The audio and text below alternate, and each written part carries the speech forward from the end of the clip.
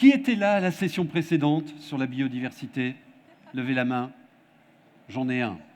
Non, juste pour vous dire que le thème qu'on va aborder maintenant, la décarbonation de l'industrie et surtout comment appuyer sur l'accélérateur du véhicule électrique de la décarbonation, est évidemment très fort lié avec le sujet qui nous a occupés sur la session précédente, qui était de voir comment ces grands rendez-vous, la COP15 qui se déroule depuis le début de cette semaine en digital, depuis la Chine, le rendez-vous mondial de l'UICN à Marseille il y a quelques semaines, comment ils inspiraient les politiques de biodiversité qui étaient un sujet non délocalisable, contrairement à la décarbonation.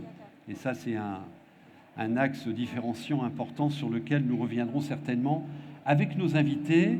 Bienvenue à Emeline Baume, qui est première vice-présidente de la métropole de Lyon. Elle est avec nous ce matin pour ouvrir ce rendez-vous Polytech. Cyrielle Borde, chef de service adjointe du service industrie à l'ADEME, qui est le parrain, l'organisateur de cette session sur la décarbonation. Pierre-Yves Burlot, directeur développement durable de Séché Environnement. Jérôme Guillotot, directeur commercial France de Saint-Gobain, sur une activité qui concerne les canalisations. Il vous racontera. J'ai découvert qu'une canalisation avec une durée de vie de 70 ans, même plus, c'est vraiment un produit durable. Achetez de la canalisation, mesdames, messieurs. Alors, j'ai une première question à poser à nos deux industriels, et vous pouvez y répondre en une minute. Votre décarbonation, si on les a invités, c'est qu'ils sont pas mal sur le sujet, évidemment. Votre décarbonation perturbe-t-elle, même positivement, enfin challenge-t-elle, comme on dit dans les entreprises, votre modèle économique? On commence avec Saint-Gobain. Allez-y. Bonjour, vous m'entendez? Je vous préviens, on a d'énormes problèmes de micro. En gros, tout à l'heure, il n'y avait qu'un sur les 4 qui fonctionnait. Donc voilà, on va gérer. Oui, alors c'est une très très bonne question parce que on pourrait s'interroger effectivement sur le modèle économique, mais en fait c'est pas du tout le cas. Notre modèle économique est complètement pérenne. La décarbonation va nous aider simplement à travailler sur la première partie du process, qui est la transformation en fait de minerais en fonte. Le reste du process est absolument identique. Mais la grosse partie de notre dispositif, qui est consommateur d'énergie, c'est la partie transformation du minerai et du coke en fonte. Et cette partie-là, grâce au challenge que l'on s'impose dans le groupe Saint-Gobain, on va arriver à faire quelque chose de fantastique avec notre industrie. Pour que vous sachiez, en fait, Saint-Gobain s'est fixé comme ambition la neutralité carbone 2050. C'est la loi. C'est la loi. Et dans un groupe industriel qui est très consommateur d'énergie, ce sont des défis incroyables au quotidien. Mais ce sont des défis qui sont vraiment enthousiasmants pour toute la profession et tous les industriels. Cela dit, et on en parlera tout à l'heure, un grand pilier de votre transformation, c'est d'électrifier vos fourneaux. Premier au fourneau électrique mi-2022. C'est quand même des millions d'investissements. Et donc, vous allez nous dire comment ça impacte votre modèle économique et comment ça impacte le prix de vente et, plus que le prix d'ailleurs, votre relation avec le client final. Alors, on ne va pas électrifier un fourneau. L'idée est là, en fait, on transforme un petit peu le modèle. Les hauts fourneaux, en fait, fabriquent toujours une fonte de première fusion, mais on vient compléter notre dispositif avec un four électrique. Oui, c'est le four. Oui, voilà. Oui. Le four électrique, l'aciérie électrique, qui a une capacité de 120 000 tonnes nominales, va nous permettre de produire 120 000 tonnes de fonte à partir d'énergie décarbonée. C'est-à-dire que dans notre système de four électrique, nous n'allons plus utiliser de coke, on va simplement utiliser de la ferraille. Donc on s'inscrit complètement dans un cercle vertueux que l'on connaît déjà un petit peu sur un de nos sites, puisque sur le site de Fougue, nous avons déjà de la ferraille recyclée. Le coke fortement émetteur de CO2, bien évidemment. Alors, vous répondez également à cette question, Jérôme Guillotot, Pierre-Yves Burlot, oui. Directeur développement durable de Séché Environnement. Très beau stand, là, j'y suis allé tout à l'heure. Merci beaucoup. Bonjour à tous. Alors effectivement, la décarbonation, c'est un vrai défi. C'est finalement comment on arrive à réduire nos émissions sur nos métiers historiques, qui sont la valorisation des déchets, notamment les déchets dangereux. Mais c'est également une réelle opportunité, puisque Séché Environnement, c'est un acteur de l'économie circulaire. Nous avons dans nos modèles économiques la chance de proposer des matériaux recyclés, de l'énergie issue de la valorisation de ces déchets. Et ces matériaux recyclés, cette énergie, ont la particularité d'être bas carbone.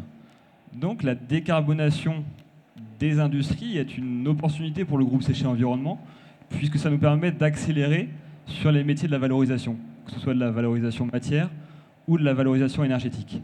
Donc c'est une chance pour nous, mais aussi un défi, effectivement. Alors, merci beaucoup. Quel talent à l'ADEME et à Polytech, parce que vous organisez ce rendez-vous le jour où le président de la République annonce ces mesures France 2030. Donc, je ne sais pas si vous avez regardé votre fil info ou écouté ce qui s'est dit ce matin. En gros, 30 milliards d'euros qui vont être investis. Sur ces 30 milliards d'euros, il y en a 8 qui seront fléchés sur la décarbonation, la production d'énergie et l'industrie, pour décarboner la production d'énergie et décarboner l'industrie. Donc ça, c'est ce qu'on a entendu ce matin. 2-3 autres infos qui ont été annoncées. J'ai noté qu'il faudra 2 milliards d'euros, enfin 2 milliards d'euros vont être investis pour baisser de 35% les émissions de CO2. Or, quand vous regardez ce qui s'est passé, ce qui va se passer cette année, il y a déjà une projection qui a été faite, la baisse d'émissions de CO2 sera en 2021 de 4%. Vous voyez, 4% versus les 35%, il y a du boulot. Et il y a de l'engagement et de l'investissement, bien évidemment. Donc ça, c'est le décor et l'environnement de vos actions, mesdames, messieurs. Alors, ce que je vous propose, c'est qu'on va échanger avec Cyrielle Borde, qui va nous redire les enjeux autour de la décarbonation, des dispositifs qui ont été mis en place, et puis très pragmatiquement, ce qui est à disposition du monde économique pour organiser, accélérer, c'est le thème de notre rencontre, sa décarbonation. Et puis on ira tout de suite sur un territoire, parce que bien évidemment que cette affaire-là, ça se joue aussi en réseau, partenaires industriels, territoire, et on vous entendra sur votre stratégie décarbonation sur la métropole de Lyon. Je vous ai préparé une belle photo d'ailleurs, vous verrez. Et la stratégie est claire, précise, hein, elle repose sur 4 piliers, vous nous les détaillerez. Et je reviendrai vers vous, messieurs, pour que vous nous disiez d'abord, est-ce que cet écosystème qui se met en place vous convient? Et puis entendre votre retour d'expérience. Quels sont les fers que vous avez au feu? Et nous terminerons avec un quart d'heure d'échange avec la salle. Alors, vous allez nous parler, Cyrielle Borde, du plan de transition sectorielle. Juste avant, rappeler les grands enjeux de la décarbonation pour notre pays. Alors les enjeux, ils sont relativement simples. On doit atteindre la neutralité carbone en 2050. Donc on a la stratégie nationale bas carbone qui a été validée par le gouvernement qui nous l'impose. Hein, voilà. Pour l'industrie, ça veut dire moins 81% d'émissions de gaz à effet de serre en 2050 par rapport en 2015. Donc en effet, c'est un défi, un challenge. Voilà, il y a beaucoup à faire.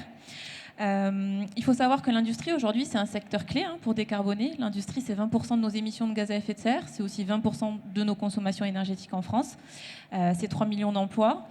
C'est aussi 13% de notre PIB. Voilà, donc pour dresser un petit peu l'enjeu de l'industrie. Et notre industrie française, elle a plusieurs particularités quand on regarde ses émissions de gaz à effet de serre. Il y a 2/3 des émissions de l'industrie française qui sont concentrées sur 9 secteurs industriels.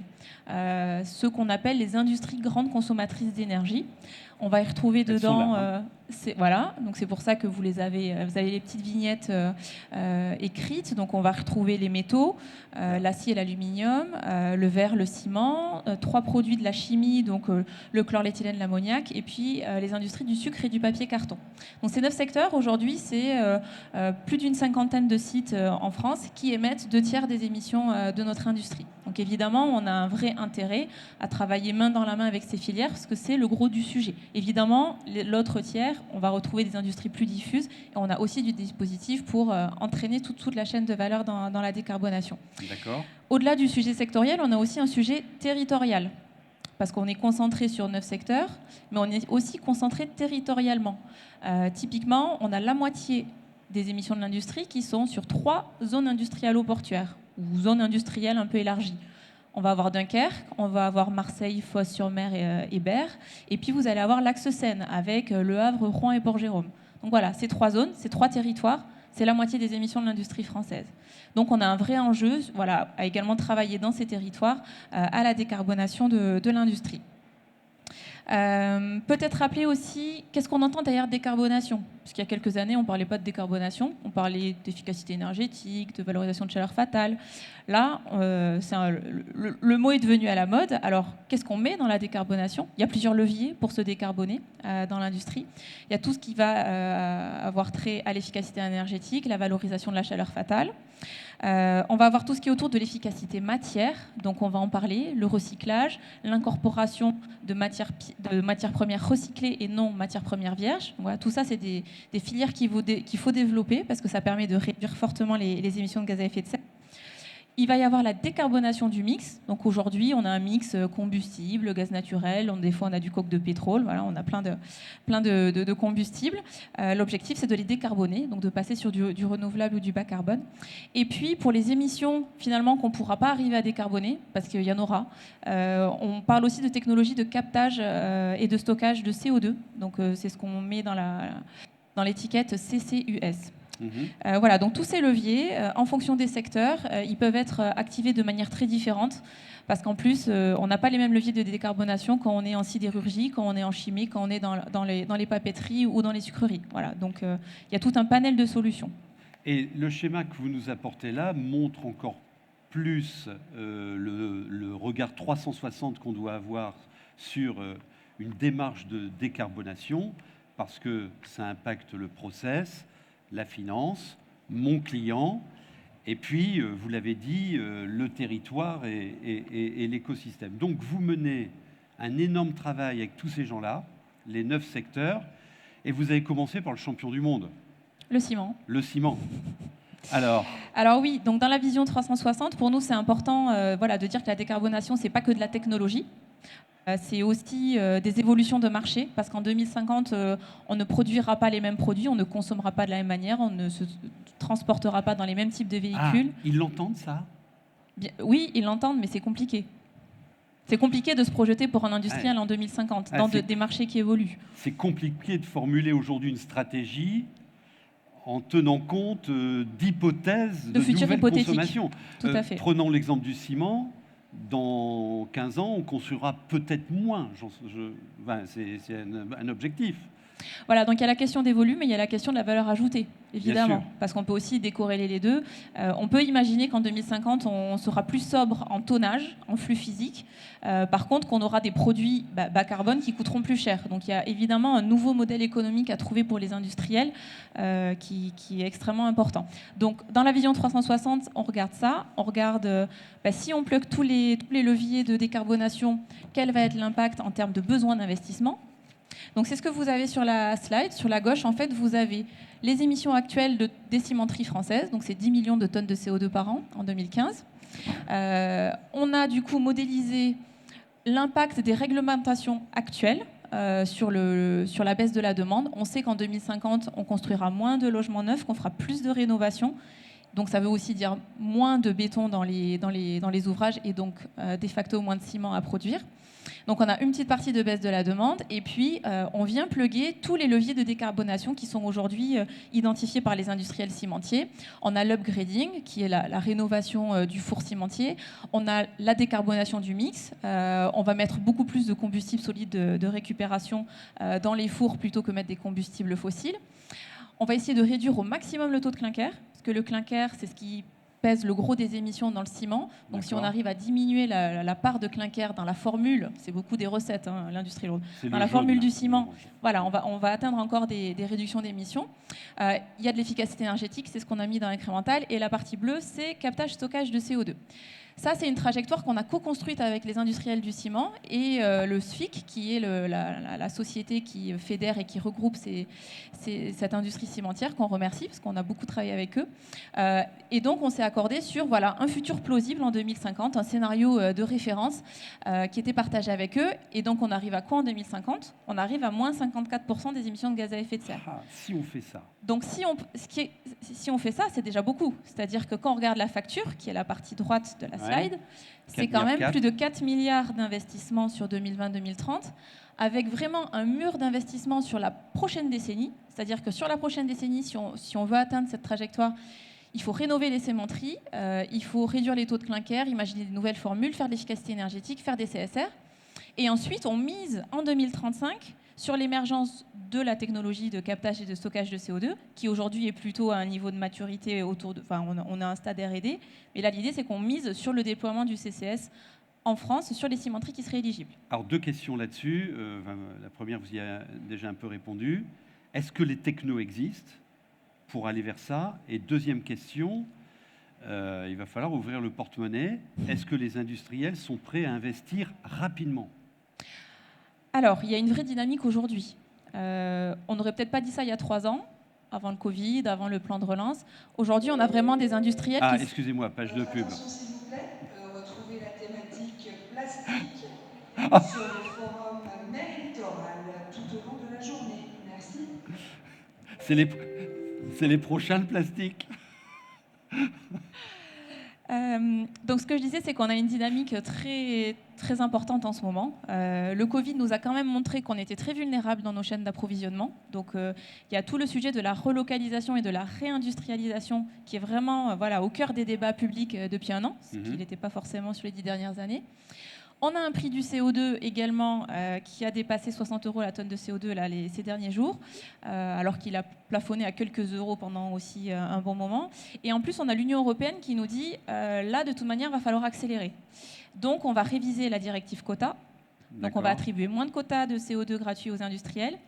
Et on va aussi mettre en place, donc projet européen, un mécanisme de protection carbone aux frontières pour protéger les industries européennes contre le risque de fuite de carbone. Donc tout ça, c'est quand même des signaux qui poussent les industriels à se dire le carbone va coûter de plus en plus cher, j'ai vraiment un intérêt pour ma compétitivité à investir. Aujourd'hui, j'ai des dispositifs via France Relance et demain, dans le plan d'investissement 2030, pour investir, donc j'y vais. Donc aujourd'hui, on est plutôt dans une logique où les industriels disent moi j'accélère et grâce aux nouveaux guichets qui existent, on postule, on candidate et on démarre, on y va, quoi. Voilà, donc il y a vraiment un enjeu d'accélération, c'est maintenant. Et sur les technos, alors j'avais pas vu votre carré bleu en bas à gauche, là, mais vous y répondez.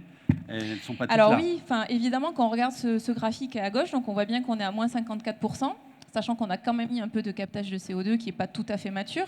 Donc on se dit, comment on arrive aux 30% qui restent à abattre. Donc là, l'idée, c'est aussi de se dire que tout ce qui est mature aujourd'hui ne suffira pas. Ça veut dire qu'au-delà de financer massivement la décarbonation aujourd'hui sur des technomatures, il faut aussi penser à financer l'innovation. Donc il va falloir aussi des innovations de rupture sur des procédés, sur différents secteurs. Donc il y a aussi tout un financement de l'innovation à anticiper. Donc il faut absolument investir dans l'innovation aussi dès à présent. Et nos 2 invités en ont, là, ils vont nous les raconter tout à l'heure. Très bien. Alors, et juste, Jean-Michel, par rapport à pour vous donner un exemple, par rapport à votre question tout à l'heure, sur le rythme des investissements, quand vous voyez la chronique d'investissement, par exemple, sur le ciment sur 2020-2030, ce rythme-là, c'est à peu près 2,5 fois le rythme d'investissement actuel dans les cimenteries françaises. Donc c'est comme si on prenait tous les investissements actuels, qu'on les fléchait sur la décarbonation, et il faut faire x2,5 sur les 10 prochaines années. Il va falloir le faire. Il faut le faire. Oui, il faut le faire. Alors, justement, vous dégainez avec le fonds de décarbonation de l'industrie. Ça, c'est l'outil, c'est la réponse pour le faire. Le fonds décarbonation de l'industrie, ça a été un fonds de 1,2 milliard d'euros qui a été créé dans le cadre du dispositif France Relance. L'objectif était justement de financer à la fois des projets sur les procédés de décarbonation des procédés industriels et aussi de décarbonation de la chaleur. Donc l'idée étant de substituer des combustibles fossiles par de la biomasse. Donc là, je vous ai juste fait un focus sur la partie procédés. Donc là, on va avoir des projets qui mêlent électrification, efficacité énergétique, efficacité matière. Et ça illustre en fait la dynamique, c'est-à-dire que en moins d'1 an, là on a déjà 45 lauréats qui sont répartis sur toute la France. On a tous les secteurs qui sont touchés. On a parlé des 9 secteurs IGCE, mais on a aussi beaucoup d'industries agroalimentaires, des secteurs plus diffus qui sont aussi représentés sur cette cartographie. Et donc voilà, on a 47 projets lauréats et on arrive quand même à des chiffres significatifs, 500 000 tonnes de CO2 évitées et des investissements industriels sur seulement une année de 560 millions d'euros. Ouais, donc quand on se prend de la méthode, on peut y arriver. Alors j'ai vu plusieurs Saint-Gobain, mais je ne vous ai pas vu vous. Je n'ai pas vu Séché, vous y êtes là? Alors, nous, c'est un petit peu différent, puisque nous, on permet de décarboner. Nous, c'est pas pareil. Nous, c'est grâce à nos activités que des acteurs comme ceux qui sont sur la carte arrivent à se décarboner. Donc, on a aussi nos logiques de décarbonation, et on y travaille. C'est-à-dire qu'aujourd'hui, on a des objectifs de réduction de nos émissions. Bien sûr. Mais notre facteur réellement de différenciation et d'accélération en tant qu'acteur de l'économie circulaire, c'est réellement de proposer à des acteurs comme ceux qui sont affichés sur la carte des solutions pour se décarboner, soit avec de l'énergie, soit avec des matériaux recyclés. Alors, je vois 4 Saint-Gobain, mais pas vous. Si, je suis bien en haut à l'est. Vous savez, Pont-à-Mousson, c'est bien à l'est, en fait, au nord-est. C'est votre filiale. Voilà, c'est nous. Ah oui, PAM Canalisation, pardon, je n'avais pas vu. Vous en avez donc 4. 5. Vous avez du plâtre, vous avez de l'isolation, vous avez du verre et vous avez de la fonte. D'accord. En fait, vous en avez 2 qui permettent d'économiser de l'énergie, en fait, le plâtre et l'isolation. Et vous en avez 2 qui consomment beaucoup d'énergie, c'est le verre et la fonte. Et je vois que Petit Bateau se décarbone. Petit Bateau, mais il y a aussi Michelin. Voilà, il y a aussi de beaux industriels français qui ne sont pas forcément industrie lourde, aciérie, sidérurgie, etc. Alors, maintenant, un focus sur votre accompagnement, les dispositifs d'aide, et pas que pécuniaire. Il n'y a pas que l'argent dans la vie, il y a du process, il y a de l'accompagnement. Vous avez bien expliqué la complexité et le 360 de votre stratégie de décarbonation. Alors, qu'est-ce que vous apportez ?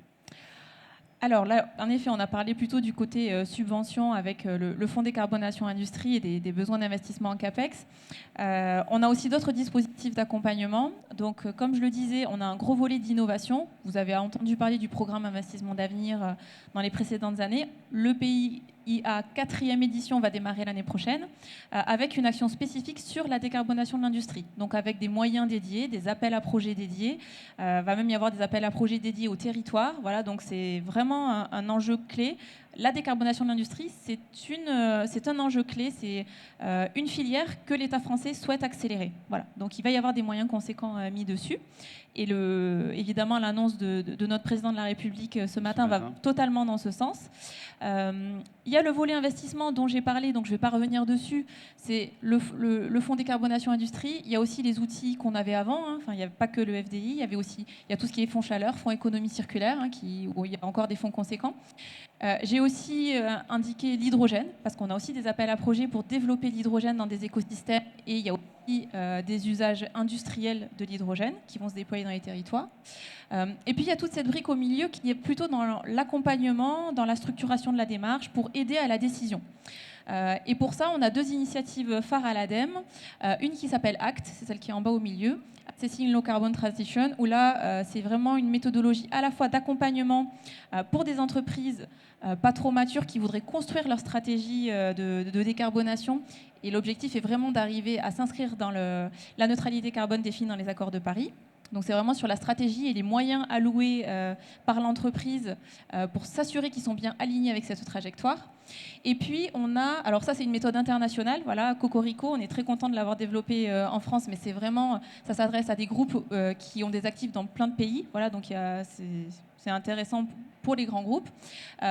Et donc le petit carré rouge au milieu, Expedite the Industrial Transition, là c'est vraiment franco-français. Là, l'idée, on l'a lancé la semaine dernière. Dans le texte. Voilà. Et là, l'idée, c'est vraiment d'accompagner. On veut expérimenter en fait des accompagnements avec des industriels. Donc, on va jusqu'au 27 octobre, il y a un premier appel à candidature. Donc, on recrute des industriels pour participer à cette expérimentation. Elle est entièrement prise en charge par l'ADEME. Donc là, l'objectif, c'est de recruter des industriels motivés. Et il y a 4 volets potentiels de collaboration. Le premier volet, ça va être définir des trajectoires d'investissement bas carbone.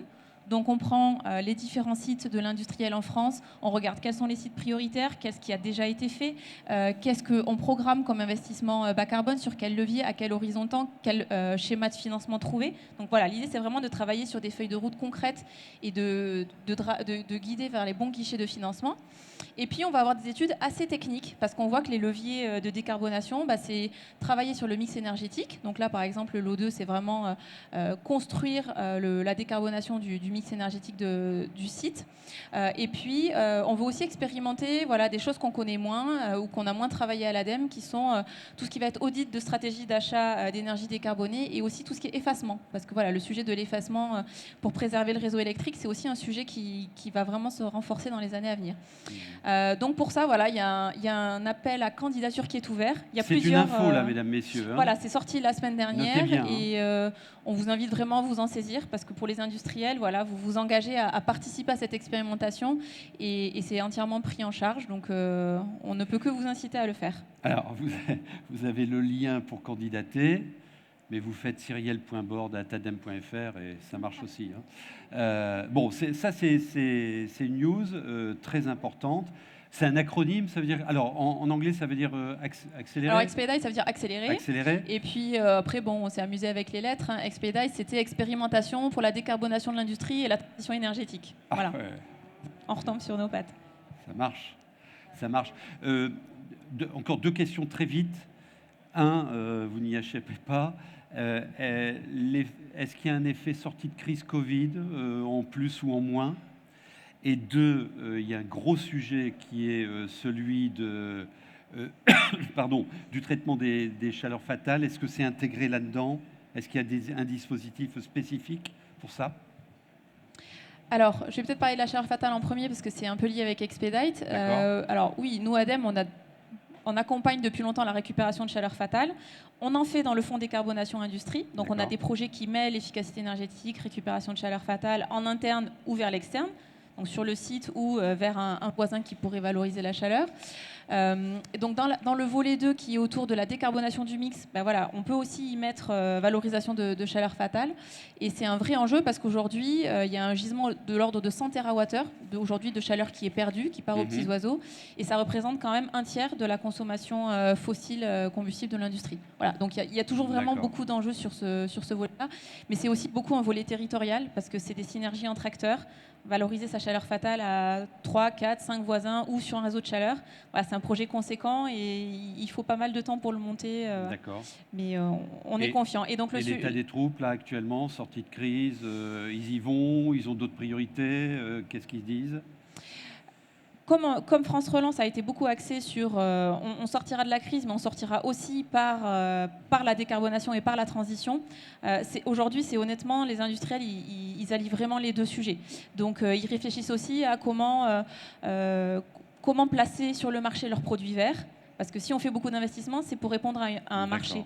Donc il y a aussi un enjeu, alors probablement aussi en tant que pouvoir public, je pense qu'on a une exemplarité à montrer sur le fait de demander dans la commande publique plus de ciment vert, d'acier vert ou bas carbone. Enfin, voilà, il y a toute une structuration à faire pour faire sortir ces nouveaux marchés. Très bien, très clair. Merci beaucoup. Alors voilà le terrain de jeu d'Emeline Baume. Alors il n'y a pas que ça sur la métropole, de Lyon, mais il y a ça aussi. Et c'est bien évidemment sur ça que vous déclinez votre stratégie. Juste avant de parler de votre stratégie, ces dispositifs, ces annonces de ce matin, ces priorités nationales données à la décarbonation, ça vous convient? Vous avez un commentaire? Ça s'inscrit en fait, c'est ce qu'indiquait Cyrielle, dans la suite logique des accords de Paris.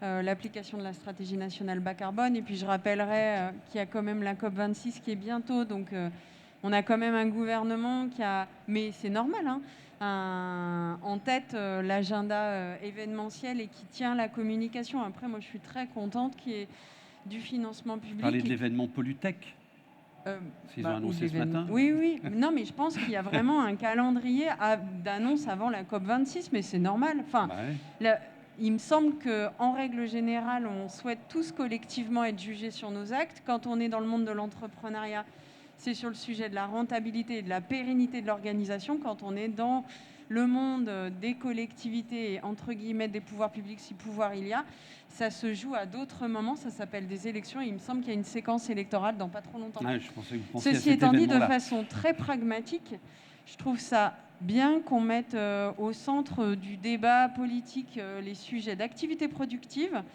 et qu'on finance la transition écologique, c'est très bien. Alors, vous n'êtes pas sur le podium des territoires les plus carbonés, mais vous n'êtes pas loin. Vous n'êtes pas loin quand même. Donc, vous, territoire, vous dites, dans ce 360 que nous a décrit Madame Borde, nécessité d'accompagner ça. On va voir dans quelques instants un film rapide qui présente votre stratégie avec des témoignages d'acteurs du terrain, mais juste planter le décor. C'est quoi votre promesse à la décarbonation du Grand Lyon ? En fait, c'est d'abord un contexte. On est la première métropole industrielle de France. Alors, il y a des territoires, comme l'a dit Cyrielle, qui sont très industrieux. On peut même le dire comme ça. Le truc de la métropole de Lyon, c'est qu'on a des acteurs industriels dans toutes les filières d'activité économique. On n'est pas monofilière comme Toulouse. Je donne toujours le même exemple. Voilà. Il y a un passé autour de la filière chimie, mais on a ça, donc de la diversité. Et deux, contrairement à Dunkerque et Marseille, par exemple, on a la chance en fait d'avoir sur place les structures d'enseignement supérieur et de recherche, ce qui n'est pas forcément le cas sur ces territoires-là. Ce que je veux dire par là, c'est qu'on a la compétence et les talents pour aller vite. Et après, il y a un parti pris de la métropole de Lyon d'accompagner, en tout cas de porter la transformation des activités productives, de les maintenir et de porter la transformation. Ce qui peut se résumer à accélérer la décarbonation parce que, pour l'avoir en tête, autant un Dunkerque et un Marseille, les activités sont là, il y a un port, il y a du flux. Autant nous, il y a vraiment eu le sujet de se dire, tiens, on va continuer sur la dynamique du tertiaire, on va construire des logements, on en a besoin, et finalement l'industrie, on n'en veut plus, parce que c'est polluant, parce qu'il y a des nuisances, parce que c'est compliqué, parce que c'est lourd, parce qu'il faut gérer la logistique. Et on fait partie des territoires, mais j'espère et je suis presque sûre qu'on n'est pas les seuls en Europe, parce que ça se joue à l'échelle européenne, des territoires urbains qui ont compris le truc de dire faire la ville sur la ville, c'était à la mode il y a 5-10 ans quand on parlait de logement. Là, on fait la ville sur la ville. Pour les activités productives, il y a un vrai sujet à ce qu'on ait du productif dans la ville. D'accord. Ouais. Voilà. Bah oui, évidemment. Alors, votre stratégie de réindustrialisation versus décarbonation, parce que c'est ça le truc. Vous avez deux combats, vous. C'est ramener de l'industrie et en même temps qu'elle soit vertueuse. Il y a 4 piliers. On va les découvrir par cette vidéo et après vous allez nous les décrypter. Regardez.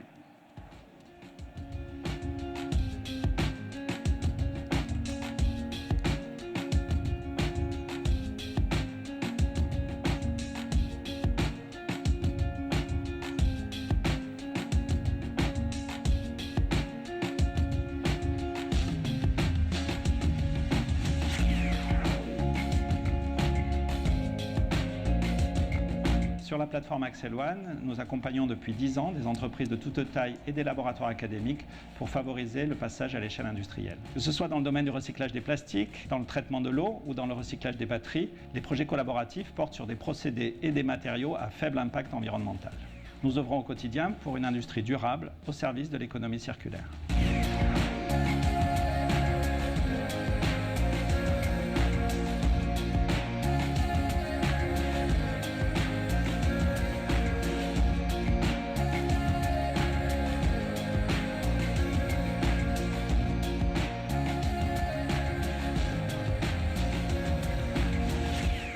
Sur le territoire de la vallée de la Chimie, la métropole de Lyon et les acteurs industriels locaux proposent des solutions optimisées d'implantation et de croissance avec un accompagnement personnalisé, des bureaux et des terrains adaptés, des services mutualisés tels que des associations d'entreprises, des laboratoires d'analyse ou des démarches communes dans la collecte, le traitement et la valorisation des déchets. C'est donc une offre unique qui permet à des entreprises de se développer sur le territoire et de manière durable.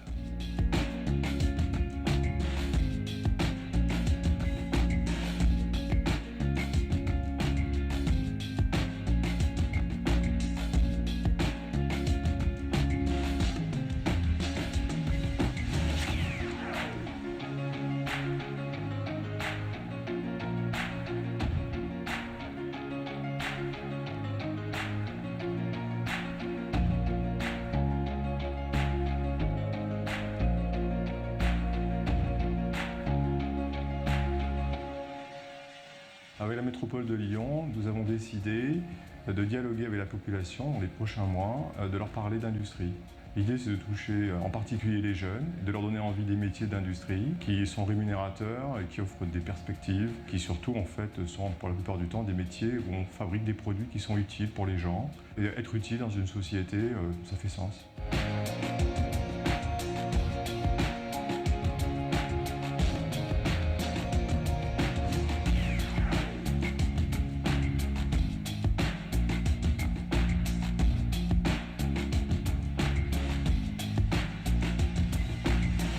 La métropole de Lyon soutient l'ensemble des acteurs industriels du territoire qui se mobilisent maintenant pour le futur de l'industrie. Et hop, elle se retrouve devant nous. C'est formidable. Alors, moi, j'aime bien ce film. Bon, c'est un peu pub, hein, mais c'est normal. Mais j'aime bien le message parce que je comprends que vous mettez à même niveau, voire même au-delà, l'industrie et la décarbonation. C'est ça ? Oui, c'est pour ça que moi j'ai plaisir. Souvent j'utilise l'expression des activités productives. En fait, la préoccupation de l'exécutif de la métropole de Lyon, c'est de maintenir et développer des activités productives sur le territoire. Ça tombe sous le sens pour nous qu'on s'inscrive dans la décarbonation, parce qu'on a tous en tête les accords de Paris ou la stratégie nationale bas carbone, ça dépend à quoi on se référence. Ouais. Et il se trouve, attention, petite grille de lecture pour comprendre nos partis pris au pluriel. La métropole de Lyon, elle a un petit truc particulier par rapport à d'autres communautés urbaines ou communes. C'est qu'on est en même temps une communauté urbaine donc, qui gère le sujet eau, déchets, voirie, logement, mais on est aussi un département. Ça pèse dans nos décisions. Ah oui. Le département, c'est l'action sociale et en particulier l'insertion par l'activité économique, le RSA, mais aussi la gestion des collèges. Voilà, c'est juste pour que vous compreniez pourquoi je parle d'activité productive. Et donc, on a vraiment le pied de OK, on y va sur l'écologie industrielle et territoriale beaucoup plus fort. OK, on y va sur la récupération de chaleur fatale. On y va sur les énergies renouvelables, sur tout sujet efficacité et sobriété matière, matériaux dans les process de production. Mais on y va aussi sur le sujet, en fait, nous, on a des hommes et des femmes qui habitent sur notre territoire. Pour certains qui sont en reconversion professionnelle, donc qui sont en recherche de sens. Pour d'autres qui sont dans des parcours d'insertion, on a une nécessité à mettre en place des sujets de sous-traitance indus. Et tout ça, c'est le premier volet, c'est le volet accueil et le troisième volet reconnexion. On a besoin, ça c'est un fait, d'activités d'emploi sur notre territoire, un peu partout pour éviter une diversité de déplacements, etc. C'est-à-dire en gros... vivre et travailler chez soi dans son bassin de vie. Nous, c'est 59 communes. On a une géomorphologie particulière avec un fleuve, une rivière, des collines à passer. Voilà, il n'y a pas des transports en commun partout. Vous l'avez vu dans le visuel, il y a du transport à la demande. Un territoire où il y a des zones industrielles, dont la plus grande de France, qui se situe sur Messieux-Corba. On est dessus, là, en fait, juste de l'autre côté. Et dire que sur ce sujet de l'accueil, de dire, voilà, on veut pouvoir accompagner les entreprises industrielles du territoire dans leur croissance, donc c'est-à-dire du foncier, de l'immobilier, et on veut pouvoir permettre à des entreprises de s'implanter ici si elles sont une solution d'économie circulaire, entre autres. Ce qu'il faut, c'est qu'on puisse réadapter nos zones industrielles. Moi, je dis toujours la même chose, les rendre sexy et conviviables. Donc, il y a un sujet mobilité, il y a un sujet sécurisation. Mais il y a un sujet, je profite de cette tribune pour le dire, d'avoir une offre immobilière en étage pour des activités productives. On est cruellement en besoin de démonstration là-dessus. C'est systémique. Oui, tout à fait. Ouais. Tout est pour ça qu'on a mis les 4 La mots. mobilité, tant qu'à faire, que les déplacements soient les plus courts possibles pour aller à l'usine. Y compris pour les approvisionnements, il y a un vrai sujet logistique qui est pris en charge. La logistique, évidemment. La logistique qui est fortement contributrice aussi de CO2. Alors, vous avez toute une série de dispositifs. Je voudrais juste qu'on focus sur l'un d'entre eux rapidement. C'est le fonds de dotation doté de 80 millions d'euros, je crois. Oui, le fonds d'amorçage industriel. Le fonds à l'amorçage. Non, mais c'est ça, oui. Alors ça, c'est un dispositif intéressant. Identifié, alors Cyrielle, vous pouvez me couper si vous avez compris dans d'autres territoires que ça ne manquait pas. Ce qui a été identifié sur le territoire, c'est ce manque donc, au moment de l'amorçage, donc pas au moment du développement. Je le dis parce qu'il me semble que, mais je ne sais pas si l'ADEME est dans le coup, mais la plupart des régions ont des fonds de développement pour les acteurs industriels. Nous, on s'est rendu compte qu'à l'amorçage, il manquait de financement et qu'éventuellement, peut-être, les banques ne suivaient pas. Or, tout est lié. Hein. On est quand même sur un territoire où on a énormément d'ingénieurs et de petites entreprises qui sont tout à fait prêtes à innover, là, pour le coup. Vous avez un très fort taux de création de start-up ici, oui.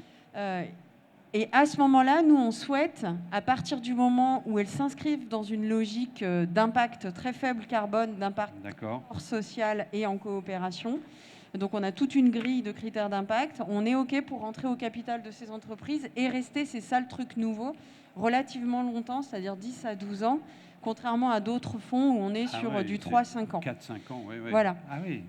Donc c'est notre façon à nous de prendre enfin comme vous disiez tout à l'heure, je ne sais plus si c'est l'ADEME ou vous, mais il me semble que les territoires, on a la responsabilité d'initier et de démontrer que c'est possible. Alors nous, on y va franchement avec donc l'équipe de Bruno Bernard en disant, on va rentrer au capital et on va voir ce que ça produit. Est-ce que ça permet à des hommes et des femmes d'avoir, au bout du développement de leur idée, et de créer des emplois ici, ou est-ce que peut-être, il y a aussi peut-être qu'on va se rendre compte que oui, il y a du développement d'idées, mais qu'elles se développent là-bas parce qu'on a un sujet foncier, on ne sait pas. Je prends aussi toute la mesure du risque qu'on prend. On mobilise de l'argent public, on est redevable, mais on prend un risque aussi. Venez créer des activités décarbonées à Lyon, 80 millions. Cyrielle, votre commentaire ? Disons que c'est tout à fait complémentaire dans le sens où nous, le programme Investissement d'avenir, c'est vrai que ça va être beaucoup des démonstrateurs innovants pour aider des équipementiers ou des offreurs de solutions à développer leurs produits, et donc sur des niveaux de maturité plutôt proche de la commercialisation quand même, puisque justement on est sur un côté subvention et avance remboursable, donc on va suivre aussi la vie de l'entreprise et ses succès ou non commerciaux. Donc je pense que c'est tout à fait complémentaire. On a aussi à l'ADEME une nouvelle filiale qui s'appelle ADEME Investissement et qui peut faire des prises de participation dans des entreprises. Donc voilà, ne pas hésiter, ils sont là, ils sont sur le stand. Si vous avez des questions, c'est des solutions de financement qui sont tout à fait complémentaires. Très bien. Alors, il nous reste un quart d'heure avant de vous donner la parole, mesdames, messieurs, pour entendre nos deux industriels sur leur cheminement décarboné ou vers la décarbonation. On va commencer avec vous, Pierre-Yves Burlot, donc entreprise familiale, spécialiste du déchet circulaire, complètement circulaire. En tout cas, de plus en plus. Ouais. Et c'est le sens de l'histoire. Ouais. Donc on y va à fond. Aujourd'hui, on est effectivement un acteur historiquement français qui se développe beaucoup, notamment à l'international. C'est intéressant, les mots qu'on emploie aujourd'hui pour parler de la dynamique dans laquelle on se situe. On parle d'accélération, on parle de transformation. Aujourd'hui, on voit deux phénomènes qui se concrétisent dans nos modèles économiques. Le premier, c'est le phénomène de relocalisation industrielle. On voit effectivement qu'il y a vraiment une dynamique de relocalisation, accélérée d'ailleurs par la période Covid. Ah oui, c'est ce qui se passe à Lyon, là. C'est ce qu'elle nous a expliqué, bien sûr. Et le mot industrie ne fait plus peur. Au contraire, il attire et il aiguise presque les appétits. Et puis, il y a un deuxième phénomène qui est effectivement le phénomène de la transition écologique, notamment la transition climatique. Au point d'ailleurs que les sujets climat deviennent plus importants que beaucoup d'autres dans la transition écologique. Alors, quels sont vos leviers pour décarboner, pour vous décarboner et décarboner le client final? Puisque tout à l'heure, vous avez dit sur la carte, c'est normal, j'y suis pas parce que je bosse pour tous ces gens-là. Donc, il y a les deux niveaux, hein, et qui sont chaînés, bien évidemment. Alors, nous, notre premier levier, c'est effectivement comment on va réduire nos émissions. Ouais. Et l'objectif, c'est de faire toujours plus d'économie circulaire, de valorisation et de valorisation matière. C'est d'arriver à extraire du déchet le plus de valeur possible, valeur économique, mais aussi valeur environnementale. Donc ça, c'est comment on se décarbone, nous. Et c'est aussi pour ça que je parlais des deux transformations, des deux accélérations qu'on voit aujourd'hui, c'est d'arriver à vendre de plus en plus ces matières et cette énergie. Matière bas carbone, énergie bas carbone. Aujourd'hui, on est dans une phase où on nous demande des solutions. Pendant longtemps, on prêchait dans le désert pour vendre notre chaleur fatale, pour vendre nos matériaux recyclés, mais l'appétence des consommateurs potentiels se frottait effectivement à des concurrences à bas coût issus de l'autre bout du monde. Et je ne vous parle même pas des bilans carbone. Aujourd'hui, et quand je parle des transformations, des accélérations du secteur, on voit qu'il y a un basculement. Et c'est nos clients qui viennent nous demander des solutions pour répondre à leurs besoins de relocalisation et de décarbonation. Et ce phénomène, il est palpable dans notre secteur. Et donc nous, en tant que Séché Environnement, on a l'objectif de répondre à cette ambition de relocalisation par une transition écologique toujours plus forte. Et c'est pour ça, effectivement, que sur la valorisation matière, on va chercher à augmenter nos capacités de régénération sur des métiers sur lesquels nous sommes les pionniers, ou en tout cas, nous avons une expertise de pointe, notamment... Ça, c'est un accélérateur, par exemple. Exactement. D'accord. Je vous cite quelques exemples, puisque quand on parle d'économie circulaire, on parle de tout et finalement de pas grand-chose. Il faut parler d'exemples concrets.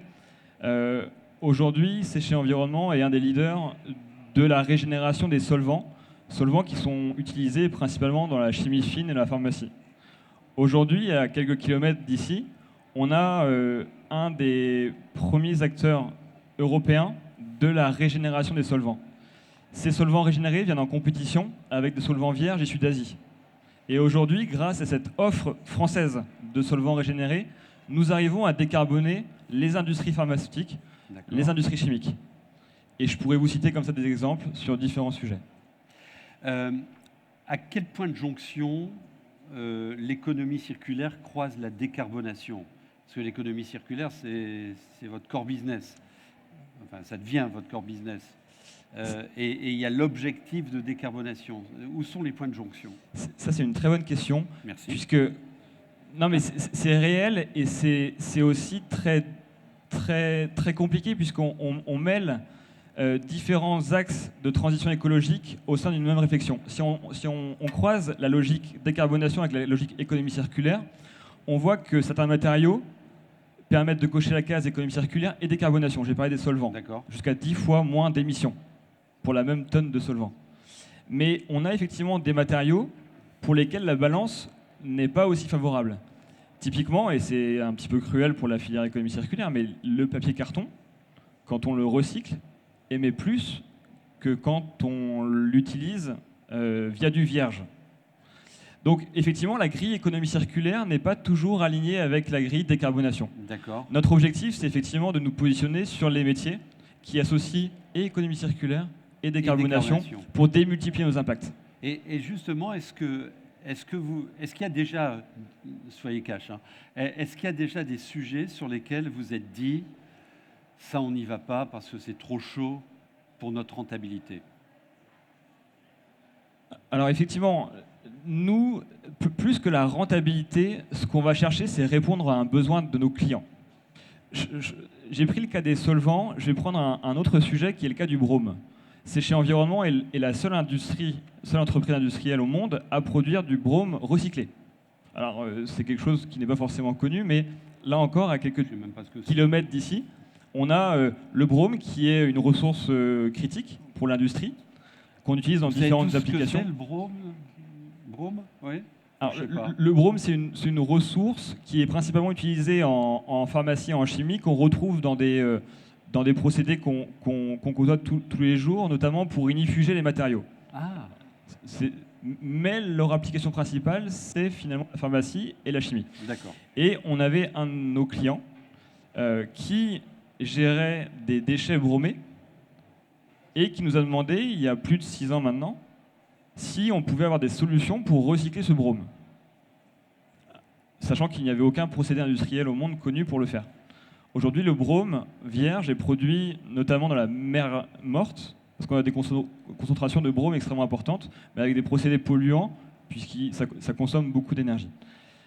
Et donc on a travaillé avec notre R&D, d'ailleurs qui est situé à Saint-Vulbas, donc à quelques kilomètres d'ici, centre international de notre R&D en Auvergne-Rhône-Alpes. On a travaillé, on a mobilisé des équipes, et là, en termes de rentabilité, c'est purement à perte, pendant plusieurs années. On investit dans l'avenir. Et c'est ça aussi l'avantage d'un groupe familial qui voit sur le long terme. Et multi-activités. C'est en fonction d'un besoin de nos clients et avec la capacité à mettre des moyens sur le long terme, d'investir dans un procédé qui potentiellement ne donnera pas forcément un nouveau marché demain. On a réussi à créer un procédé qui permet de recycler le brome. Et là, notre client nous demande de réaugmenter nos capacités de production. D'accord. Donc là, on est en train de réinvestir pour faire encore plus. Encore une question, je vous demanderai si vous retrouvez dans ces propos après. Vous avez comme client une bonne partie de collectivités. Ça va, elles sont toutes vertueuses. Est-ce qu'elles sont encore à dire m'embête pas, moi c'est le prix qui m'intéresse? Alors, on voit aussi qu'il y a un basculement des collectivités, effectivement, qui est aidé par le fait que le citoyen est beaucoup plus averti sur les questions environnementales. Et ce qui est vrai aussi, c'est qu'il y a une politique de taxation des activités les plus polluantes, donc celles qui... on a parlé de la taxe carbone, on peut parler de la taxe générale sur les activités polluantes, qui sont sur les déchets qui ne sont pas valorisés. Il y a toute une multitude de mécanismes qui incitent à faire mieux et plus d'économie circulaire. D'accord. Donc on a aujourd'hui des collectivités qui sont moteurs sur ces questions-là et qui sont elles aussi à la recherche de solutions pour faire mieux environnementalement, et ce qui permet également pour elles de payer, d'avoir une fiscalité qui est plus douce aussi pour ses citoyens. Vous retrouvez dans ces propos ? Alors complètement. Moi, je suis assez enthousiaste à ce que j'ai entendu aujourd'hui, parce que nous, on est vraiment à la croisée des chemins.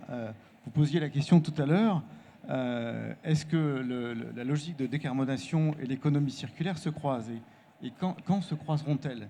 Alors pour nous, elles se croisent maintenant, puisque l'investissement que l'on fait sur notre four électrique, en fait, nous permet de passer à du recyclage à 100%. À 100%. Donc on va avoir, je vais vous donner 2-3 chiffres, mais je n'en donnerai pas plus, 100 000 tonnes de fonte. Pour les faire, en fait, il faut à peu près 1,6 tonne de carbone émise pour 1 tonne de fonte. 100 000 tonnes de fonte avec le four électrique, et là je dis merci à l'ADEME, ça va être 160 000 tonnes de CO2 économisées. C'est juste fantastique en fait. Pour notre économie, c'est juste fantastique. C'est juste aussi très enthousiasmant pour d'autres sujets qu'on a abordés là à l'instant. On a parlé de recrutement. Aujourd'hui, nous, l'industrie lourde comme la nôtre, elle est très masculine. La jeune génération qui arrive vient pas chercher un métier, elle vient chercher du sens. Et avec nous, en fait, elle se dit, je vais faire des tuyaux pour transporter de l'eau potable qui dure, et je vais transporter de l'eau dans des tuyaux que je vais recycler dans 100 ans. On pense et en fait, usage. ça résonne en fait dans l'esprit des jeunes, et aujourd'hui, c'est ce qui les guide. Et aujourd'hui, quand on a un projet qui est financé à hauteur de 100 000 tonnes pour économiser 160 000 tonnes, on donne du sens aux jeunes pour un métier. Et ça, pour nous, c'est fantastique. C'est beau, une usine la nuit. Et c'est merveilleux en plus. Et ça se visite la nuit pour tous ceux qui veulent. Voilà, c'était les chiffres que je voulais vous donner. D'accord. Alors, trois choses sur ce que Cyrielle a annoncé et Emeline Baume aussi.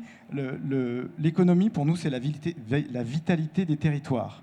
Alors, comme vous avez peiné tout à l'heure à nous trouver sur la carte, j'en conviens, c'est une petite ville de 14 000 habitants perdue en Lorraine, mais qui livre des tuyaux, des vannes, des raccords sur tous les syndicats, sur toutes les métropoles et sur toutes les agglomérations de France. depuis 160 ans et qui continuera à les livrer pendant longtemps, parce que c'est ce qui nous anime en fait. Et l'industrie, c'est la vitalité des territoires. Alors, on parlait des territoires tout à l'heure, et Emeline Baume le disait clairement. Aujourd'hui, nous produire à Pont-à-Mousson, c'est livrer à Lyon, c'est livrer à Perpignan, c'est se mettre en position d'offrir une industrie totalement vertueuse. Alors, recyclage, on en parle. Électricité, si elle est à base d'énergie renouvelable, c'est 160 000 tonnes d'économisées nettes. Donc c'est juste fantastique. Donc c'est ça qu'il faut retenir. La deuxième chose, recyclage, comme je vous le disais, nos tuyaux, ils durent 100 ans et on les recycle. Et ils vont repartir dans les fonderies. Et oui, on est capable aussi de les récupérer, donc, de les reprendre, la boucle, hein. de les refondre et de vous les relivrer. Je ne pense pas qu'on puisse faire mieux comme économie circulaire aujourd'hui. Ouais. Donc voilà ce que je voulais dire sur ce sujet-là. Et puis le deuxième message, et ça c'est un autre message pour les jeunes sur notre plan de développement. On a parlé là de four électrique, donc on est en position aujourd'hui de faire une fonte complètement vertueuse et recyclable. Et on va travailler dans les 2 années qui viennent sur d'autres procédés qui vont nous permettre de nous affranchir du carbone. Alors ça, ce sont des procédés à long terme. Complètement du carbone. Oui, tout à l'heure. Alors ça reste entre nous. Hein. On parlait d'hydrogène. On n'a pas tout inventé encore dans l'industrie. Il y a des choses fantastiques à faire. Il y a des projets qui sont aujourd'hui en termes de développement, projets pilotes, notamment en Scandinavie, Mercedes. Avec des systèmes, voilà. Mercedes qui a développé des systèmes pour obtenir de l'acier à base d'hydrogène. Alors aujourd'hui, on est sur des faibles quantités, mais il y a vraiment un espoir fantastique pour pouvoir faire des choses absolument vertueuses avec de l'hydrogène. Est-ce qu'il y a des situations, parce que là, vous nous décrivez votre chemin fantastique, j'ai dit 3 fois. Ouais. On en est sûr. C'est vrai, c'est bien. Non, mais donc vous avez vous organisez des ruptures technologiques. Ah, complètement. Et peut-être une prochaine avec l'hydrogène, j'en sais rien. Exactement. Alors, la première, en fait, on l'a vécue. Cyrielle le décrivait très bien. La première chose qu'on peut faire, c'est essayer d'optimiser. Donc, on a travaillé sur nos process. On optimise la production, on limite les rebuts, on travaille la régularité des épaisseurs. On est à tous les niveaux. Et là, on arrive à avoir une industrie avec un très bon rendement. Mais quand on a fait ça, on est toujours sur du carbone. Donc, il faut qu'on aille sur des logiques de rupture. La première, c'était le four électrique. Ouais. La deuxième, ça sera peut-être dans quelques années. Est-ce qu'il n'y a pas des risques de surinvestissement sur des solutions qui pourraient ne pas être pérennes ? Alors, c'est une vraie question, mais je pense qu'il faut tout tenter. Aujourd'hui, on est plein en mesure de se dire il faut tout tenter. Il faut tout tenter. On ne le saura pas si on n'a pas tenté. C'est un industriel qui parle, hein. Voilà, mais je parle comme nos clients et nos clients finaux. On a besoin de tout tenter aujourd'hui. C'est l'esprit d'entreprise qui fera la différence. On est où, là, sur la photo ? Alors là, vous êtes juste en bas des hauts fourneaux. Donc vous avez les coulées traditionnelles qui sortent juste des hauts fourneaux et qui remplissent des poches, ce qu'on appelle des poches. Là, vous avez à peu près 40 tonnes de fonte liquide dans chaque poche.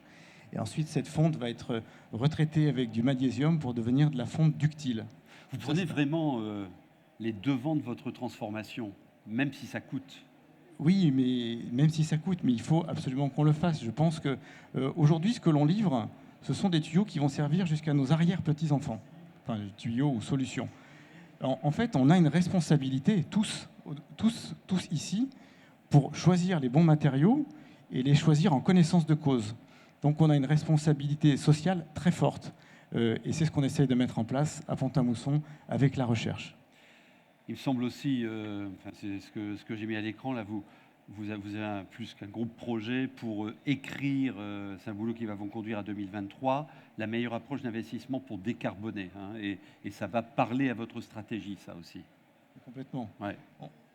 Je dirais quelque part, en fait, nos industries n'ont pas le choix que d'avancer. Et c'est ce à quoi on s'emploie tous, avec, je dirais, chez Pont-à-Mousson, un taux d'engagement qui est absolument exceptionnel de la part de l'ensemble des équipes. Pierre-Yves Jourlot, en complément, je vous retourne la question, est-ce que vous vous retrouvez dans tout ça aussi ? Mais je pense que nos approches sont complémentaires et en fait, nos messages sont similaires. Le sujet qu'on a abordé par l'emploi aussi est important. aujourd'hui, l'industrie est remise au goût du jour. Oui, c'est vrai. Vous redevenez les stars, là. Mais c'est vrai. Et on va avoir besoin, effectivement, de main-d'œuvre qualifiée pour répondre à cette transformation. À cette transformation aussi pour révolutionner l'industrie. Et c'est vrai que c'est des grands défis qui nous arrivent, ne serait-ce aussi que pour recruter. Et c'est vrai que le sujet de la décarbonation et de l'économie circulaire sont des facteurs d'attractivité des futurs employés. Alors, il nous reste, on est entré dans le dernier quart d'heure de notre rencontre. Je vous propose de donner la parole à la salle. Peut-être avez-vous un commentaire, Cyrielle, sur ces 2 retours d'expérience industrielle. Et puis, pendant ce temps-là, la première ou le premier qui souhaite prendre la parole se signale, ou je vais aller vous la donner la parole, comme vous voulez. Allez-y. Peut-être juste un commentaire. Moi, ce qui me parle beaucoup, c'est l'approche territoriale. Voilà, le fait qu'aujourd'hui, la décarbonation, c'est aussi de l'attractivité pour les territoires. Donc, on parle des emplois, mais c'est aussi comment attirer de nouvelles industries, comment elles vont venir s'implanter. Et quand on apporte une offre décarbonée d'accès à de l'hydrogène, à du stockage de CO2, chaîne logistique, chaleur fatale, tout ça, ça va vraiment permettre de rendre le territoire plus résilient et beaucoup plus attractif. Donc je pense que ça parle à Madame Baume beaucoup. Bien sûr. Et puis derrière, il y a vraiment la question, au-delà de tous ces nouveaux produits recyclés, ces innovations sur le recyclage, il y a la question de la structuration des filières. Ça aussi, c'est un enjeu de territoire. On va créer de nouveaux emplois dans toutes ces filières d'économie circulaire. Il faut les structurer et c'est main dans la main entre les industriels et ces nouvelles filières qu'on arrivera à activer vraiment ces leviers de décarbonation autour du recyclage et de l'économie circulaire. Voilà. Madame Baume a dans sa stratégie accueillir et reconnecter. C'est bien ça. Hein. Tout à fait. Alors, c'est la synergie territoriale. Très bien. Synergie. Qui veut prendre la parole? Vos questions, vos remarques, vos commentaires. Madame, là-bas. Vous présentez, puis vous y allez. Il y a une mouche, là, depuis tout à l'heure. Elle va aussi sur vous. Allez-y. Bonjour, ok. Ça ne vous dérange pas de vous lever comme ça? On aura aussi l'image. Voilà. Bon voilà, comme ça tout le monde me voit. Bonjour, Marie-Laure Bunel, je suis consultante en transformation écologique. Une question, en fait, les 2 questions s'adressent aux industriels qui nous ont présenté leurs innovations, leur implication dans la volonté de transformer leur industrie et leurs clients. En fait, ma question était adressée sur justement comment profiter de votre dynamisme et de votre enthousiasme et de vos réussites pour transformer des filières complètes. Comment vous arrivez à emballer, enthousiasmer vos concurrents qui peuvent être des coopétiteurs du coup. Est-ce que c'est quelque chose que vous avez déjà enclenché? Comment ça répond? Quels sont les freins? Enfin voilà, ces sujets-là qui sont assez essentiels lorsque des leaders prennent le pas et réussissent. Voilà. Oui, très bien. Est-ce que ça coopère au sein des 9 secteurs du Serial Board qui répondent dans vos secteurs respectifs, monsieur? Alors oui, effectivement, la dynamique, elle est celle du secteur de l'économie circulaire en général, et effectivement, nous, on essaye d'être une vitrine. Après, modestement et avec un petit peu d'intérêt pour nous-mêmes, il ne faut pas que les autres soient trop enthousiastes non plus. Il faut nous laisser le plus de place possible. Il faut garder votre longueur d'avance, il ne faut pas déconner non plus. mais effectivement, cette dynamique, elle est globale à l'économie circulaire. Ouais. Monsieur, et vous avez certainement observé des choses, Cyrielle, vous pourrez dire après? Alors, c'est vrai que dans l'approche des plans de transition sectorielle, on va travailler avec chaque filière. Donc, quand on fait des réunions de concertation avec les différents industriels concernés, en effet, c'est des concurrents. Donc, il y a des sujets qu'on traite en bilatéral avec eux, d'autres qu'on traite de manière collective. Après, tous, de toute manière, ont envie de maintenir leur part de marché. Donc, pour eux, c'est une question de survie, en fait, d'innover sur des produits bas carbone. Et ce qui est intéressant dans les PTS, c'est qu'on va essayer d'amener aussi la suite de la chaîne de valeur. C'est-à-dire qu'on va aussi faire des ateliers de travail avec les concurrents. Donc typiquement, quand on a travaillé sur le ciment, on a aussi convié les acteurs de la construction bois, voilà, pour appréhender les évolutions du marché de la construction, par exemple. Et donc les clients, on a aussi discuté avec Eiffage, Bouygues, pour ne pas les citer. Donc voilà, l'idée c'est vraiment d'ensuite amener toute la chaîne de valeur. Un exemple, quand on fait du ciment bas carbone, c'est un ciment qui a des propriétés un petit peu différentes. C'est-à-dire que pour l'intégrer dans les chantiers, il faut revoir les plannings de rotation, il faut des temps de prise plus importants. Et s'il n'y a pas eu de la formation des opérateurs, du coup, ça ne marche pas. Et on aura des contre-références et les utilisateurs n'auront pas envie de l'utiliser. Donc il y a vraiment l'enjeu d'amener toute la chaîne de valeur, les clients également dans ces enjeux de décarbonation. Alors, allez-y, Madame Beaune. C'est juste pour vous donner un exemple sur le territoire. Il y a une association qui s'appelle la Ruche Industrielle. C'est leur petit carnet là. Si vous voyez de loin, c'est leur logo. Qui a été créé entre autres par des industriels, mais avec l'envie d'agir très forte de la métropole de Lyon au précédent mandat. Et on continue cette dynamique-là, et c'est typiquement un endroit de coopération, pour l'instant plutôt entre grands comptes. On essaye vraiment d'y mettre de la PME, PMI, mais je pense que ça vaut le coup que vous regardiez comment ça se passe là-bas, parce que comme on l'indiquait tout à l'heure, les territoires, ils peuvent en tout cas, avec certains objets, faciliter la coopération, modulo la réalité de certaines filières. Mais en tout cas, sur l'industrie, je pense que c'est tout à fait possible. D'accord. Monsieur ? Alors, juste un mot. Alors, je ne parlerai pas beaucoup de la concurrence, mais voilà, la concurrence existe. Chaque industriel s'observe, s'épie, se suit, essaye d'être le premier. Donc il y a une compétition, elle est là, elle existe. Je parlerai plus de la chaîne que vous évoquiez tout à l'heure. Pour nous, ce qui est important avec nos innovations, c'est de donner du sens, je dirais, jusqu'au bout, puisque finalement, celui qui va profiter de notre produit que l'on met sur le marché, c'est l'usager avec son robinet chez lui au final. Donc, c'est l'utilité. Donc, nous, notre objectif avec le bas carbone, c'est de montrer notre plein engagement, en fait, dans le process de fabrication, mais ça va plus loin dans la chaîne de valeur. Par exemple, on va sensibiliser l'ensemble des collectivités aux efforts que l'on fait en R&D sur la santé publique, notamment dans nos produits. Alors là, on déborde peut-être un petit peu du cadre, mais pour nous, c'est dans notre ADN, et ça me paraît très très important de le partager. Et c'est aussi une exigence aujourd'hui de la part du client final. Okay. Donc notre mission, elle est là. Une autre intervention ?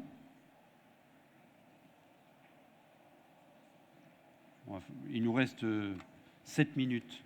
Je vais passer le micro comme ça. Oui, le micro ? Oui, le micro ? Donnez-le à monsieur, par exemple. Dites-nous un truc. Une question. Qui êtes-vous d'abord ? Et puis après, il y aura madame. Allez-y. On ne vous entend pas. Oui. Allez-y. Oui. Oui. Bonjour, Florence Opinon, au service immobilier de Volvo Renault Trucks. De Volvo Renault Trucks. C'est un sujet totalement d'actualité, décarbonisation pour l'ensemble de nos sites, avec la difficulté que chaque site a peut-être des objectifs différents en fonction de leur activité et de leurs problématiques techniques et de process. Mais effectivement, on est en pleine dedans dans la réflexion et on recherche à trouver des solutions plus rapides. Alors nous, on a un objectif plutôt de 2040 à être à zéro. D'accord. On va anticiper et puis on travaille sur le scope 1 et 2. Et c'est très intéressant parce que les référents qui prennent des décisions, ces sujets de carbone et énergie, on les connaît, mais on ne sait pas comment les aborder forcément. Ouais. Voilà. Donc il y a sûrement des choses à apprendre. Vous avez un accompagnement aujourd'hui ? Oui, un accompagnement sur des... Ça marche plus. Voilà, mais j'avais pas de nom particulier, sinon c'est la... Ok, allons-y, un mot sur deux, je suis désolé, c'est...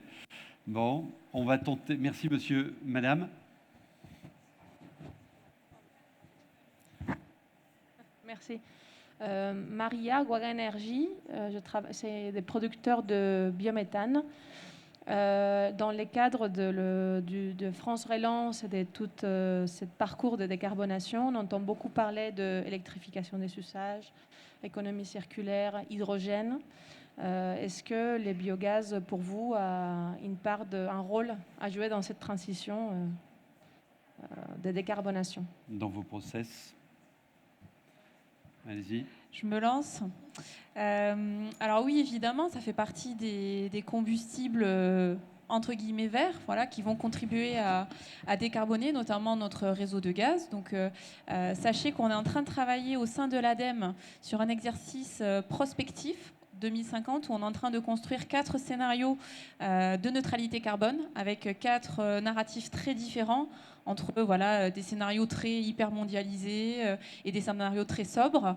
Et justement, c'est un exercice extrêmement systémique. On a pris 2 ans pour le faire en interne ADEME avec les experts de chaque service, les experts de la biomasse, des sols, des forêts, du transport, du bâtiment, etc.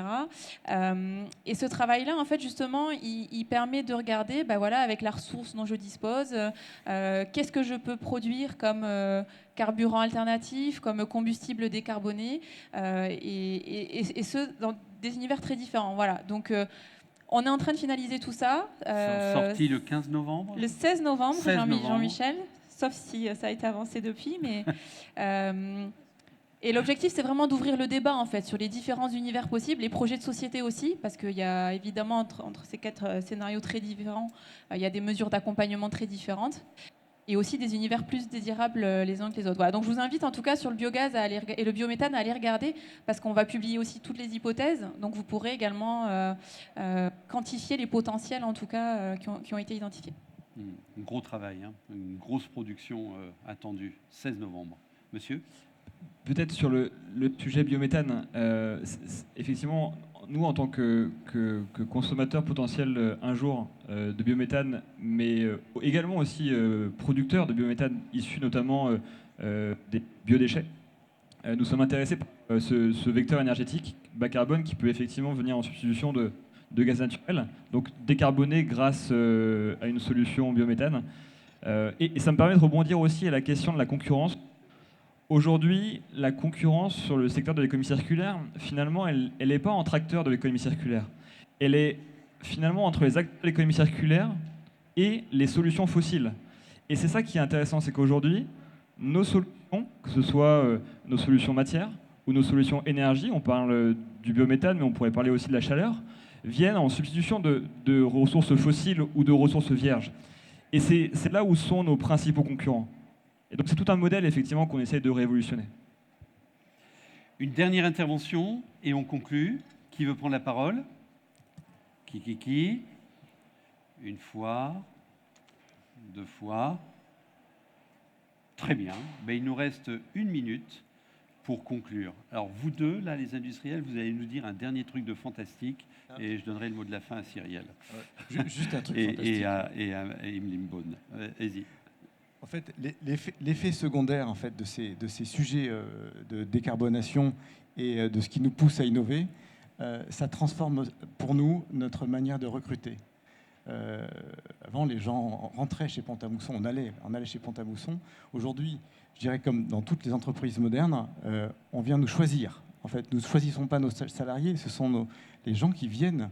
Ils viennent parce qu'on a du sens, en fait. Transporter l'eau. On transporte l'eau. Ouais. Et il faut qu'on le fasse bien et longtemps. Voilà, en fait, je pense que le projet de décarbonation, ça a un effet positif sur le recrutement. Oui, il y a plein d'effets secondaires et très importants. Très simplement, parce que on a pas mal parlé déjà, mais simplement pour dire que historiquement et encore aujourd'hui, le déchet a fait peur et peut faire peur. Finalement, allier économie circulaire et décarbonation, c'est faire du déchet une ressource, surtout un vecteur de transformation. Ouais. Et on l'espère, et c'est le message d'espoir effectivement que je voudrais passer aujourd'hui, c'est qu'on est rentré finalement dans un nouveau monde où le déchet va être vu comme une solution, notamment pour la décarbonation. Oui, la décarbonation est aussi une voie pour enfin l'imposer comme une ressource. Ok, Madame Beaume, et on termine avec vous, l'inverse, comme vous voulez. Madame Beaume. À ce moment-là de l'échéance, sur la fin, j'ai envie de dire que certes, il y a la transformation, il y a du mouvement, on est tous positifs. On parle beaucoup du sens, on mobilise beaucoup cette notion-là. Donc juste, n'oublions pas pourquoi collectivement nous faisons le choix de le faire. C'est pour que ça ne s'impose pas à nous de façon violente. Voilà, tout simplement pour qu'on ne se prenne pas le mur de la disparition de la biodiversité et le mur de la raréfaction des ressources. Et faut jamais oublier ça, parce que dans les rapports socio-économiques, il peut y avoir quand même beaucoup de violence. Voilà. N'amenons pas la violence dans notre quotidien, et donc c'est pour ça qu'on accélère. Mais vous m'avez l'air de gens de bonne composition. Cyrielle Borde. Peut-être juste pour rebondir sur ce que disait Emeline, le sujet de l'emploi, c'est un sujet quand même critique. Et quand on parle transition de l'industrie, c'est vrai que c'est un sujet qui peut faire peur, voilà, avec des fermetures de sites ou des reconfigurations importantes. Donc c'est vraiment un sujet qu'il faut anticiper dès maintenant. Voilà, en effet, il ne faut pas attendre d'être dans le mur pour se dire que voilà, on n'aura pas su anticiper les marchés. Là, on est vraiment dans une logique de on se projette en 2050, on imagine des scénarios et on voit comment arriver à reconfigurer notre tissu industriel et quel sens on veut lui donner, quelles nouvelles activités on veut développer et qui contribuent à la transition. Et alors, petit effet, petite annonce très personnelle. Oh. Notre fonds décarbonation industrie, la dernière clôture, c'est dans 2 jours. Donc, pour ceux qui auraient des dossiers en cours de dépôt, voilà, si vous avez encore du temps d'ici le 14 octobre, allez-y. Et aussi, on ne peut que se réjouir des annonces de M. Macron ce matin. Le nouveau plan d'investissement 2030, voilà, l'objectif, c'est vraiment renouveler dans les 5 prochaines années, de pouvoir irriguer nos différentes filières. Et on ne peut que se réjouir que la décarbonation de l'industrie fasse partie des 8 milliards annoncés sur les 5 prochaines années. Voilà. Merci beaucoup. Merci à vous pour votre attention. 17h, ce sera la remise des Polytech Innovation Awards. Et bon salon à vous tous. Merci et bonne fin de journée.